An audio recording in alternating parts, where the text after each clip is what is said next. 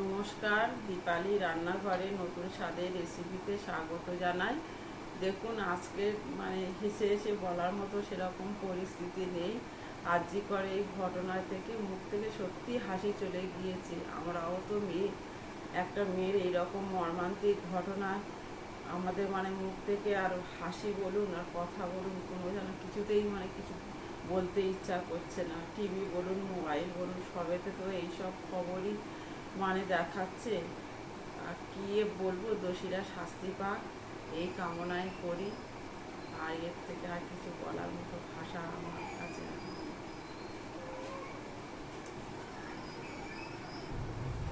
দেখুন, আজকের করব আমি এগ কারি, আর সাথে থাকবে পরোটা। কিভাবে করব আপনারা প্রথম থেকে শেষ পর্যন্ত দেখতে থাকুন। দেখুন, এখানে আমি দিয়ে দেব লবণ। এখানে ময়দা নিয়েছি আমি 500 গ্রাম। দিয়ে দেব হাফ চামচ চিনি। দিয়ে দেব পরিমাণ মতো সাদা তেল। দিয়ে আমি এটাকে শুকনো অবস্থায় প্রথমে ভালো করে মেখে নেব।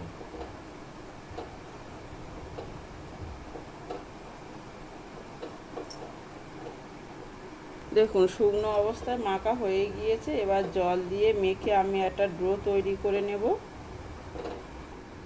দেখুন, এখানে আমার ডোটা রেডি হয়ে গিয়েছে। আমি একটু সাদা তেল পুরো ডোটার মধ্যে মাখিয়ে আর একটু ঢাকা দিয়ে রেখে দেব।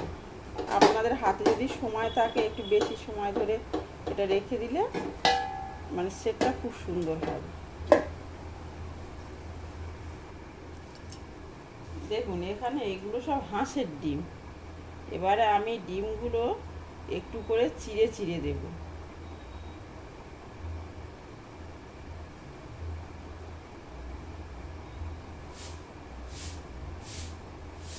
এইভাবে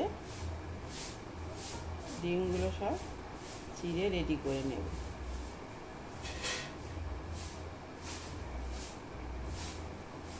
একটু ডিপ করে দেবেন, যে একদম আলতো করে, যে এরকম একটু ডিপ করে দিলে ভেতর পর্যন্ত পুরো মশলাগুলো যাবে। এখানে সর্ষের তেল নিয়েছি। সর্ষের তেলের মধ্যে দিয়ে দেব লবণ, দিয়ে দেব হলুদ গুঁড়ো, দিয়ে দেব একটু কাশ্মীরি লঙ্কার গুঁড়ো। এক একে ডিমগুলো দিয়ে দেব। ডিমগুলো ভাজা হয়ে গিয়েছে, এবার আমি তুলে নেব। একই তেলেই দিয়ে দেব হাফ চামচ রসুন বাটা। রসুন ভাজতে ভাজতেই দিয়ে দেব পেঁয়াজ টমেটো। এটা একটা সুন্দর একটা গ্রেভি হওয়ার জন্য পেঁয়াজের পরিমাণটা একটু বেশি দিয়েছি। আপনারা যদি গ্রেভি বেশি পছন্দ না করেন তাহলে আপনারা পেঁয়াজের পরিমাণটা কম করে দিতে পারেন।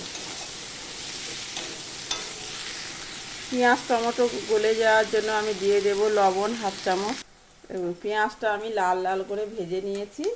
এবার যে আলুগুলো সিদ্ধ করে নিয়েছিলাম সেই আলুগুলো একটু ম্যাশ করে নিয়েছি। এই ডিমের তরকারিটা আমি কেমনভাবে করতে চাইছি বলুন তো। দেখবেন আমরা বাজারে গেলে যেসব চপ ঘুগনির দোকান, পরোটা দোকানে দেখবেন একটা আলু এই রকম একটা ডিমের তরকারি থাকে। সেই রকমই ডিমের তরকারিটা আমি করতে চাইছি। আলুগুলো এমনভাবে ম্যাশ করবেন, দেখবেন এই রকম ছোট ছোট একদম টুকরো হয়ে থাকবে। দিয়ে দেব পরিমাণ মতো লবণ, দিয়ে দেব হলুদ গুঁড়ো, দিয়ে দেব লঙ্কার গুঁড়ো, দিয়ে দেব কাশ্মীরি লঙ্কার গুঁড়ো। মশলাগুলো সব ভালোভাবে মেখে নেব। দিয়ে দেব জল।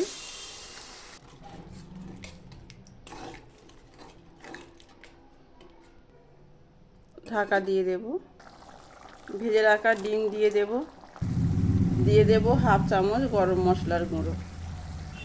ডিম কারিটা আমার রেডি হয়ে গিয়েছে। এবারে আমি ঢাকা দিয়ে রেখে দেব।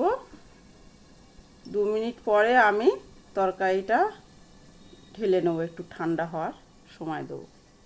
দেখুন, এখানে আমি ডোটা আমি লেচি কেটে রেডি করে নিয়েছি। এখানে আমি বেলার সময় আটা ব্যবহার করব। আটা দিয়ে আমি সুন্দর করে বেলে নেব।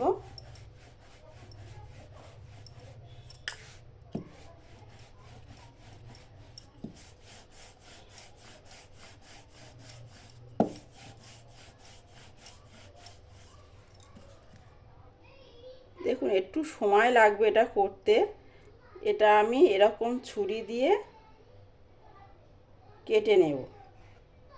ওপর দিকটা থাকবে, কাটবো না। এরকম পুরো ছুরি দিয়ে পুরোটাই কেটে নেব।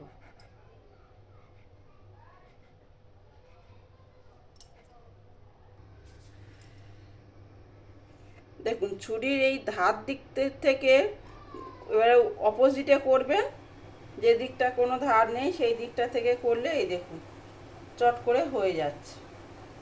এই দেখুন কত সুন্দর হয়ে গেছে। আপনাদেরকে তুলে দেখাই, এই দেখুন এই রকমই হবে।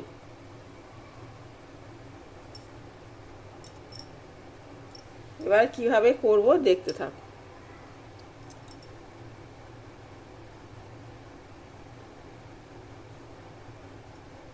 দিয়ে এটা পুরো তুলে নেব, নিয়ে এরকম ঘুরিয়ে আবার একটা গোল করে নিয়ে নেব। নিয়ে এই মুখটা এরকম ভেতরের দিকে দিয়ে দেব, দিয়ে এটাকে এরকম করে চাপ দিয়ে এটাই আমি আবারও একটু আঠা নিয়ে বেলে নেব।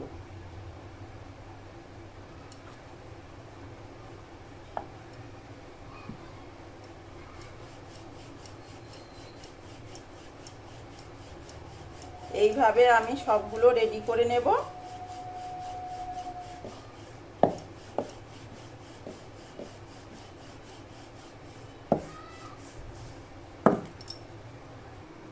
ডিমের কারিটা আমার রেডি হয়ে গেছে। দিয়ে দেব সাদা তেল।